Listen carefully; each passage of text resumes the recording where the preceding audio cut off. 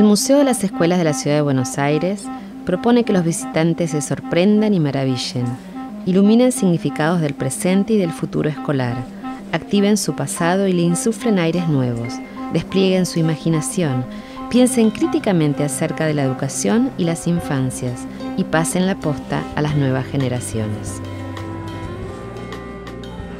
La educación en el museo es un elemento demasiado importante como para dejarlo solo en manos de los responsables del área educativa. Con estas palabras, a finales del siglo XX, el responsable del organismo central de los museos del Reino Unido planteaba uno de los aspectos más importantes del campo de la educación en museos. Según esta línea de pensamiento, no se trata solamente de tener departamentos, servicios, equipos, misiones o funciones educativas, sino de que la política del museo sea una política educativa, su razón de ser. Hablamos entonces de una política educativa que sea parte del plan director o estratégico del museo, conocida, avalada y ejercida por todos los miembros de la institución que desarrollan tareas educativas de una manera u otra. Una política educativa formulada en función de los públicos a los que se quiere llegar, con el compromiso de realizar estudios auténticamente pedagógicos de sus voces y expectativas. Abordaremos el campo de la educación en museos a la hora de concebir, diseñar, montar, comunicar y difundir exposiciones. Lo ilustraremos a partir de 3 imágenes: caminatas, metáforas y conversaciones. Caminar es el medio de transporte más común en los museos. Es la circulación como placer y aventura. Son los cuerpos que derivan entre paredes, vitrinas, objetos, letreros, señales, rótulos, colores. Lo racional y lo consciente, lo irracional y lo inconsciente se encuentran en la palabra deriva. Los visitantes andan a la deriva y también fijan dirección. Como educadores de museo, es importante detenernos en la poética de los espacios y ocuparnos de sus formas. El espacio es un lenguaje y la experiencia en el museo no ocurre aislada de la experiencia con el ambiente tridimensional.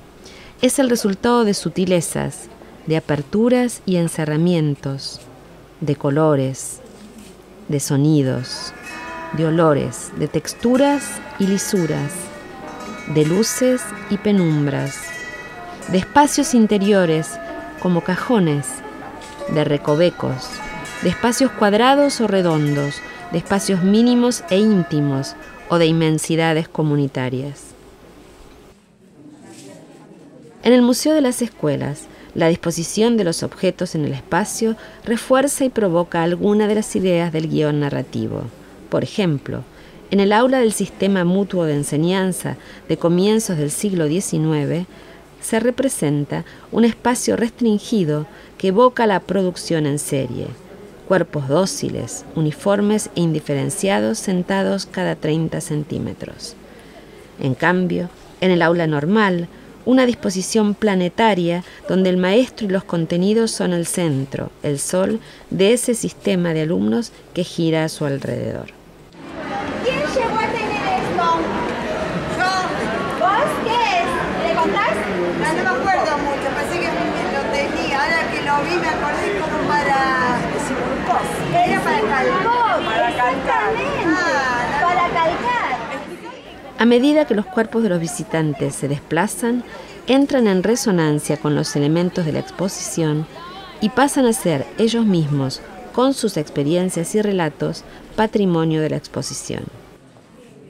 Observar y analizar cómo los visitantes caminan y navegan por la exposición y sus estrategias de negociación con los contenidos que propone la exposición nos revela sintonías y contradicciones entre las ideas y su representación en el espacio, entre nuestras ideas y las de los visitantes. Como bien sabemos, el diseño de una exposición no es equivalente al comportamiento de los sujetos. Sin embargo, siempre hay algo más que puede proponerse en función del movimiento de los cuerpos para que desde diferentes posiciones el visitante pueda plantearse recorridos, puntos de mayor o menor intensidad y direcciones posibles que correspondan con los vínculos narrativos que queremos dar a conocer o a interpretar.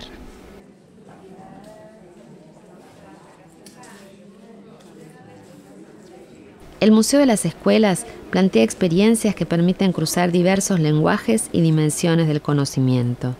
Más allá de los conceptos y los objetos en sí mismos, intentamos centrarnos en las personas y en su relación con los objetos de la historia escolar. Para diseñar dispositivos museográficos desde el punto de vista de la educación en museos, apelamos a las emociones, las percepciones, las sensaciones, la imaginación. Estos dispositivos, como metáforas, intentan hacer que los visitantes atraviesen nuestro laberinto y se conviertan en socios de la interpretación y de las narraciones puestas en escena.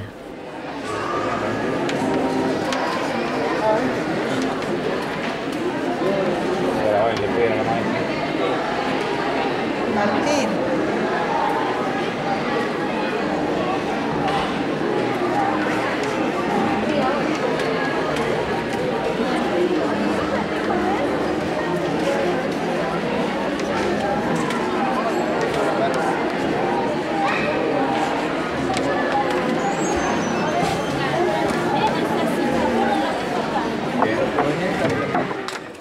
Las metáforas museográficas no solo conforman las percepciones junto a los significados, también arrastran sentimientos y valores que nos habitan en secreto. Son como destellos, iluminaciones, desconciertos, que nos hacen volver a mirar y releer por segunda vez lo que dábamos por sabido.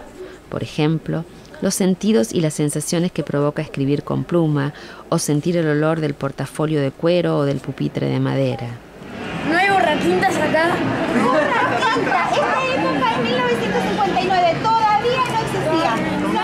O las emociones que despiertan las fotos intervenidas con carteles que manifiestan pensamientos ocultos en las escenas escolares. ¡Qué linda que está la señorita! Me quiero ir a mi casa. No quiero estar enojada con mi mejor amiga. Me duele la panza. O los conceptos y su lógica al investigar por qué los guardapolvos de los alumnos de las escuelas públicas son blancos. En la dimensión imaginaria, la propuesta de armar un binomio fantástico a partir de un espacio de la escuela y una experiencia y dejar registrada una anécdota de la vida escolar.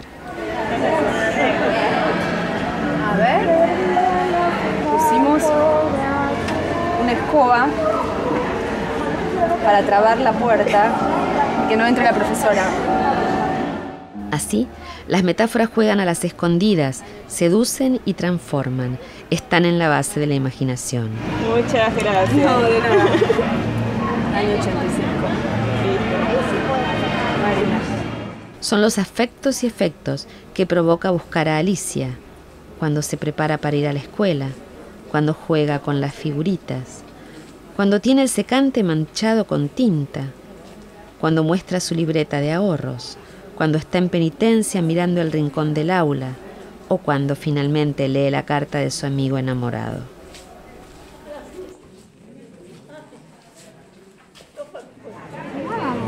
A la rayuela.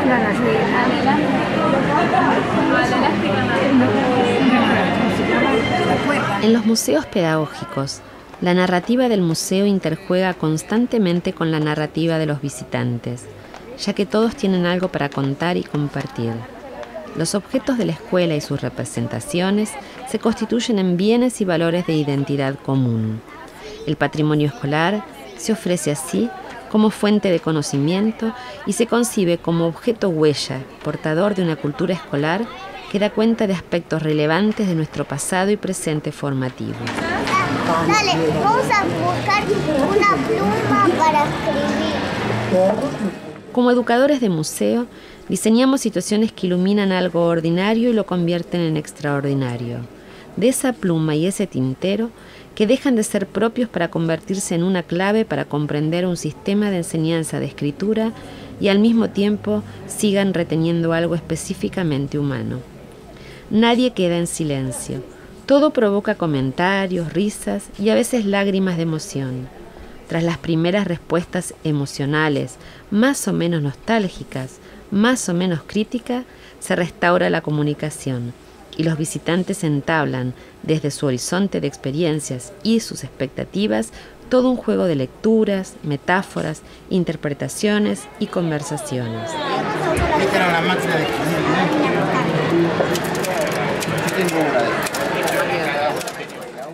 Si en la observación participan otros actores, la lectura se enriquece, diversifica y se hace más compleja. Los guiones de visita, con preguntas provocadoras, y las consignas o rótulos y el modo en que están formulados, también incitan a la interacción. Pueden tener preguntas o suscitar reflexiones que hacen inevitable compartir la experiencia con otro. ¿Ya no se venden más estas? ¿Sabes que no sé? Pero Las que vienen ahora vienen en Villique, no... Claro.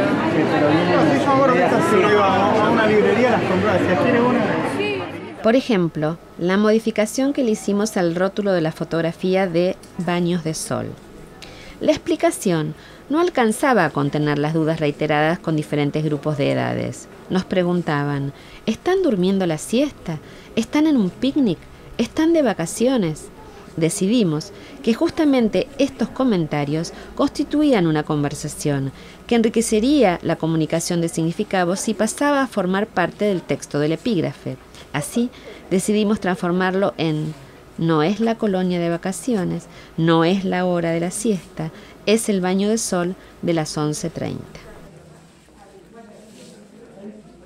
Los museos, concebidos como espacios para el diálogo, son lugares donde se sostiene la interacción, creando ámbitos y situaciones en los que la gente se encuentra, disfruta, intercambia, construye, comparte ideas y discute. ¿Te gusta cocinar? ¿Sí? ¿Qué estás haciendo ahora? ¿Qué estás preparando?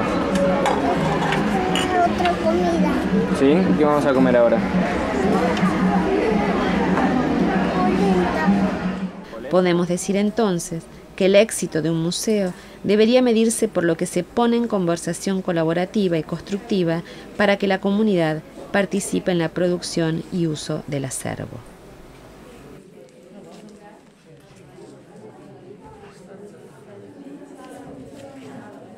Concebir a los museos como componentes clave de la vida cívica requiere, sin dudas, de la elaboración de políticas educativas de museo que tomen en serio la idea de constituirse en foros del presente, lugares que ayuden a construir comunidad, donde los ciudadanos y ciudadanas se junten con espíritu de inclusión para indagar las memorias en común e imaginar los futuros por venir.